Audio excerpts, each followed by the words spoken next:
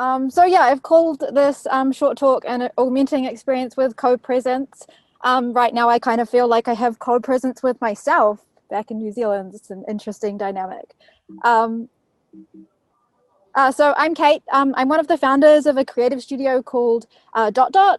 My background is quite varied across dance, filmmaking, performance, gaming. And I guess when I'm asked and I have to put myself in a box, I would say I'm a creative producer and a game designer. But really, as many of you know, working in the XR environment, there's a lot more to making these kinds of projects. And so as a studio, DOTDOT's very hybrid in how we talk about and collectively create experiences. Um, if I was talking to you pre the pandemic, I would say that we're a studio that makes immersive experiences for physical spaces. And so what does that look like? This is an example of a project that's currently in Te Papa. It's an installation that's room scale, projected environment, all projection mapped and tracked with infrared cameras talking about climate change. And so this is a good example of the kind of project we like to do at DOTDOT because we care deeply about the idea of co-presence and creating experiences that are social in nature and bring people together using these kind of different XR immersive technologies. And so at the wall, these kids are making societal change collaboratively together in the space that reduces the harmful effects of climate change of this specific environment. On the floor, the leaves part, they're all interactive. And here on the tablet, this woman is building a personal pledge of something that she can commit to that then folds up into an origami bird and flies into the landscape. So this kind of project is the kind of work that we did pre-COVID. We bring people together in physical space. We use technology to do that. Another example of that kind of work is this project, which is an augmented reality game for the Kiri and Lou kids TV show that some of you may know if you have kids in New Zealand.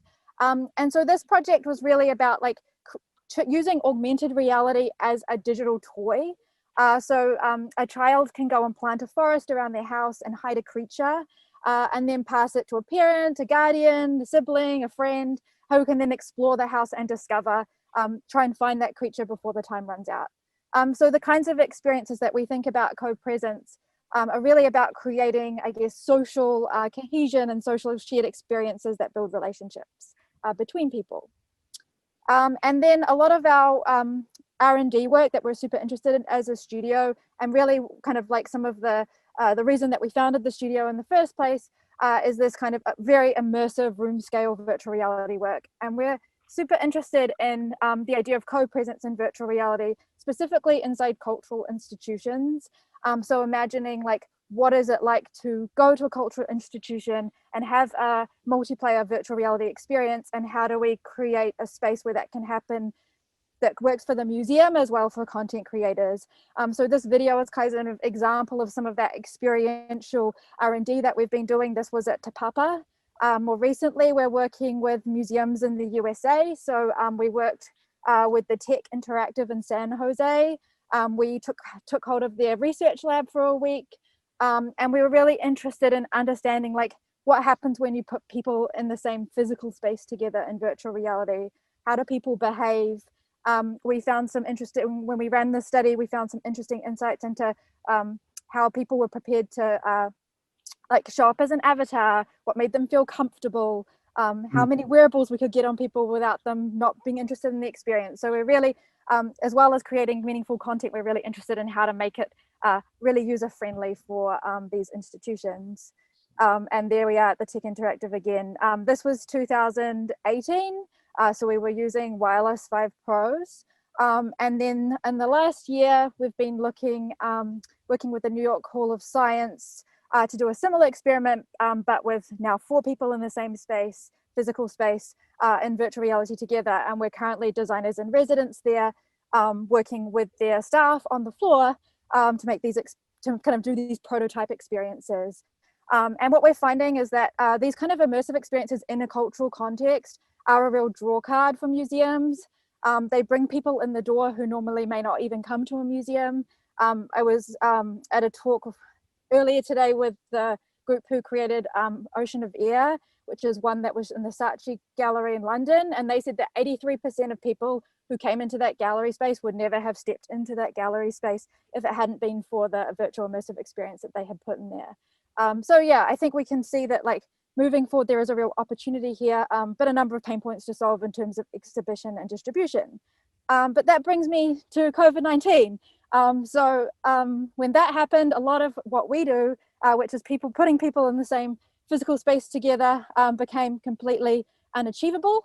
And we as a studio really had to kind of refocus for a little bit to be like, okay, how can we add meaning right now to people's lives?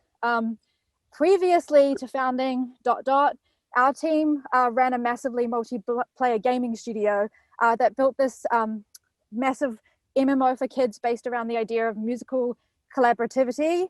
And so the way that it worked is it was a 3D MMO in the browser. It launched in between 2010, 2014, where kids could come in, they could make music together, they could fly from planet to planet, they could chat. So we created this environment. We had a lot of like game design learnings from doing this, building these kinds of virtual worlds.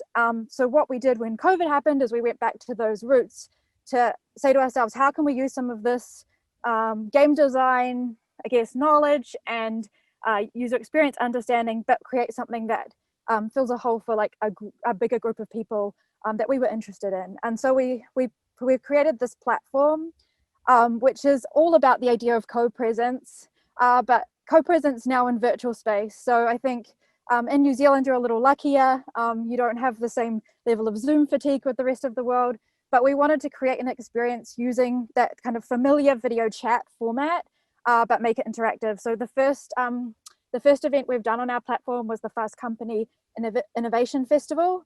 And so this was a garden of innovations that you could come into. All of these people are video feeds and they can chat with one another. The closer you get to another person, the louder they hear. So you have these little conversations. And it's all about creating that serendipity, that randomness that you get from physical events like you are all at now, but in virtually online. The garden also had interactive built into it where everyone could plant an idea, and over the course of the conference that kind of collective growing came to life and the garden grew. And then the second conference that we did with this technology was the Inc. 5000 Vision Conference. So if you're familiar with the Deloitte Fast 50, it's kind of a similar format. It's the 5,000 fastest growing companies in America, and they really wanted an experience that brought their entrepreneurs and founders and executives together in virtual space, because it's kind of like that's the point of the conference when it's in physical space.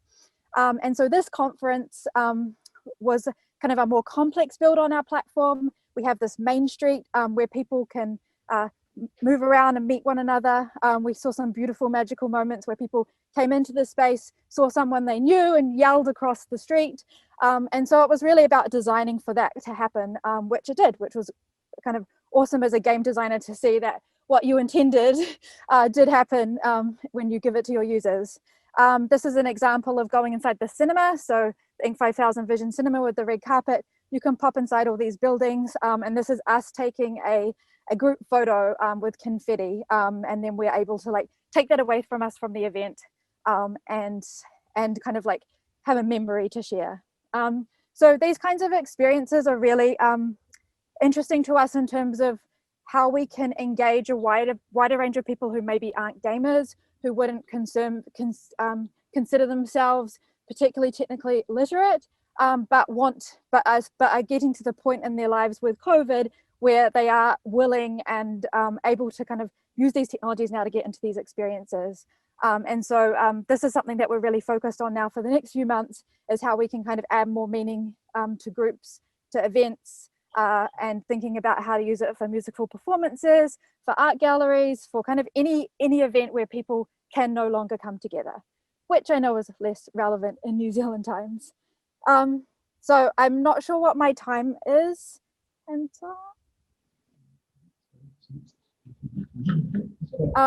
but yeah, I want to say thank you. If anyone is interested in trying what I've shown as a demonstration, feel free to get in touch. And I'm happy to share. And if there's any questions, I don't know if I can stick around for the Q&A, but I'm happy to answer them now.